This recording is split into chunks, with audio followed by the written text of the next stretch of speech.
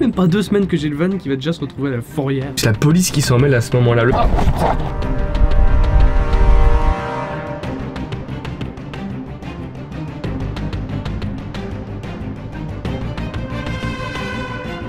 Je rigole pas en fait, je suis un peu en mode PLS là actuellement.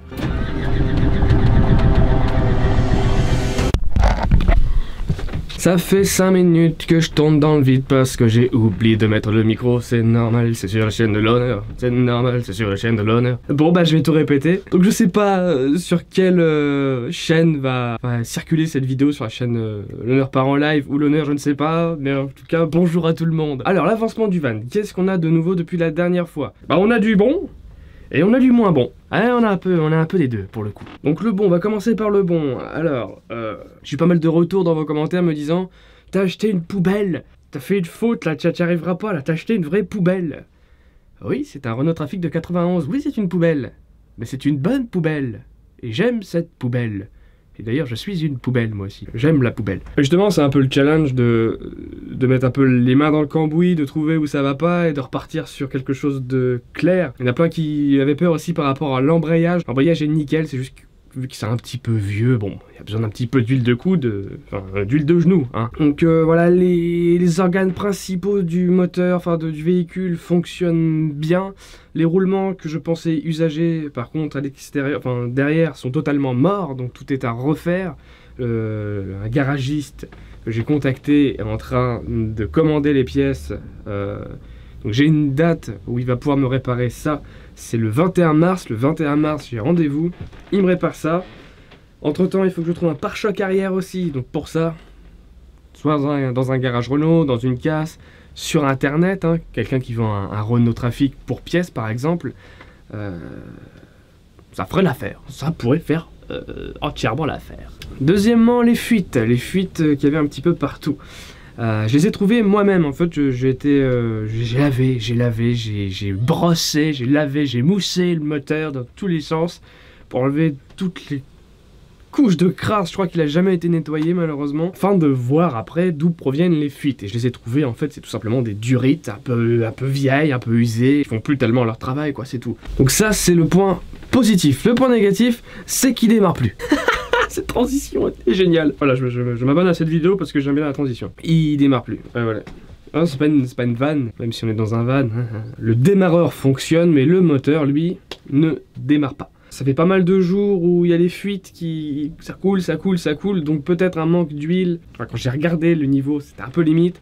Il me manque cruellement de liquide de refroidissement, il faut absolument que j'aille en acheter. Je pense que ça vient de ça. Est-ce que pour vous, ça viendrait de ça? Est-ce qu'un manque d'huile ou de liquide de refroidissement provoque le fait que le véhicule ne démarre pas? Est-ce que... J'y connais rien, je suis une bille, hein, c'est pour ça que je demande. Ça peut venir après des injecteurs, mais ça me ferait un petit peu chier pour le coup. Ce qui m'embêterait aussi, c'est de faire venir un mécanicien ici. Parce que ça coûte une blinde, premièrement. Et deuxièmement, le truc qui me taraude un peu les boyaux, c'est que j'ai pas vraiment le choix. Effectivement, la deuxième mauvaise nouvelle, c'est que j'ai eu un appel de la police municipale me disant que le véhicule doit changer impérativement de place. Il y a une loi en France qui stipule qu'un véhicule ne peut pas rester sur un parking public plus de 7 jours d'affilée. Bon bah là, c'était même pas le cas, mais voilà, il y a des voisins autour qui doivent avoir une vie formidable, j'ai l'impression, qui ont contacté la police pour signaler mon véhicule. Alors que ça faisait à peine 5 jours qu'il était là, et encore, j'avais fait des allers-retours avec, c'est juste que je me gare à la même place. Donc on est dans cette situation. On a 6 jours pour trouver la panne, le réparer et décoller. Sinon, ils amènent la fourrière. Le marquage a été fait hier, hein, c'est ce joli petit marquage au niveau des roues pour marquer l'emplacement que je dois quitter. Impérativement, sous peine d'explosion nucléaire. Là où je rigole, mais je rigole pas en fait. Je suis un peu en mode PLS là, actuellement. Donc là, cet après-midi, je vais faire les niveaux de mes liquides.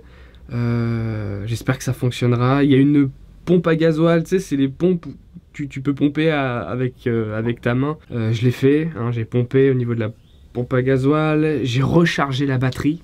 Première chose que je me suis dit, la batterie peut-être. Il fait un peu froid encore la nuit. J'ai enlevé la batterie, je l'ai chargée à fond, je l'ai remise, ça fonctionne toujours pas. Voilà, en PLS. Je suis en PLS, voilà. Faut le dire, bah faut le dire. Voilà. On va essayer là tout de suite de le redémarrer. Peut-être que votre présence me portera chance, qui sait. Donc les 3 points, c'était ça de toute façon. Hein. C'était les fuites, je sais où elles sont. Le pare-choc, je suis sur le coup. Et roulement, j'ai un rendez-vous le 21 mars pour qu'il me change ça. Après, je peux passer mon contrôle technique. Faut savoir que j'ai aussi une limite de temps pour passer le contrôle technique. La loi me laisse... Il me reste 2 mois. Voilà, 2 mois pour le faire. C'est faisable, mais il faut vraiment que je m'emploie tous les jours à essayer de trouver d'où vient la panne, quoi. Je peux pas rester comme ça. Même pas 2 semaines que j'ai le van qui va déjà se retrouver à la fourrière, quoi. On va éviter, hein, ça serait cool.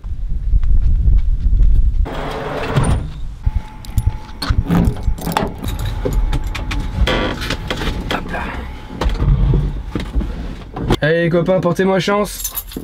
Et désolé pour ce magnifique contre-jour. Est-ce que le fait que ça soit rouge c'est normal? Peut-être que oui, c'est justement le niveau d'huile qui est pas bon tout simplement. Oh putain. Le micro s'est cassé la gueule, c'est la journée qui déconne. Non, et j'ai pas envie d'essayer 8 ans parce que c'est ce que j'ai fait ce matin. Hein. Ouais. Ah bah les voisins qui râlent, je vais leur donner des raisons de râler moi. Je suis un petit peu con parce qu'en fait le problème c'est juste ça, c'est qu'il manque d'huile. Il me semble que c'est ça. Je vais essayer ça tout de suite et puis on va voir. Hein. J'avoue que c'est quand même vachement frustrant parce qu'on se voyait là avec les beaux jours qui arrivaient, genre même partir 2-3 jours pas très loin mais commencer à tâter un peu le truc quoi. Puis en plus la police qui s'en mêle à ce moment là, le truc c'est qu'on a un véhicule qui quand même, faut admettre, assez flashy, tu vois, ça attire pas mal les regards. Les gens comprennent pas trop ce qui se passe, un truc comme ça qui arrive avec marqué en gros coiffeur itinérant.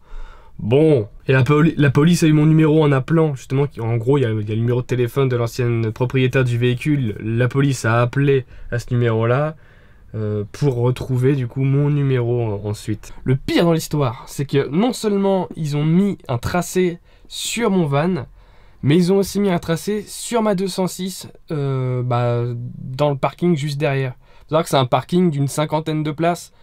Où à un moment donné je me suis dit mais c'est une blague, c'est pas possible, ils ont pas fait un marquage que sur mes véhicules à moi, j'ai regardé tous les autres véhicules, il n'y a pas un seul traçage au sol. Puis j'ai pas compris du tout la démarche, surtout ma 206, je l'utilise pratiquement tous les jours et je la mets jamais à la même place, donc pourquoi tu as un marquage sur ma bagnole? Ça va être le flic, il a réussi à retrouver avec mon nom la plaque d'immatriculation de ma carte grise, donc de mon véhicule, et il a retrouvé mon véhicule sur la place en jetant tout simplement les plaques. Ça se trouve il a fait toutes les plaques pour trouver mon véhicule. C'est dingue de faire ça. Enfin j'ai rien fait quoi, j'ai pas commis de délit, rien quoi, je suis juste garé. Voilà, je suis garé. Je vous préviens vite des nouvelles, hein. De toute façon ça va se faire très vite. Ah aussi, tant que je vous tiens, j'ai envoyé un mail perso à Lucas Auchard alias Squeezie, à David et Carlito de la chaîne McFly et Carlito, et à Cyprien et Yov de la chaîne Cyprien, pour essayer de retrouver mon droit de faire des lives sur ma chaîne live. On verra bien ce que ça donne, pour l'instant je sais pas trop. On verra bien, c'est mon dernier espoir, hein. C'est le dernier truc que je pouvais faire. Jusque là, ce que je faisais, c'est que j'envoyais des courriers, mais à leur entreprise, tu vois, ceux qui gèrent ce genre de choses. Là, je les contacte personnellement, on verra bien. Et puis, je vous tiens au courant des avancements.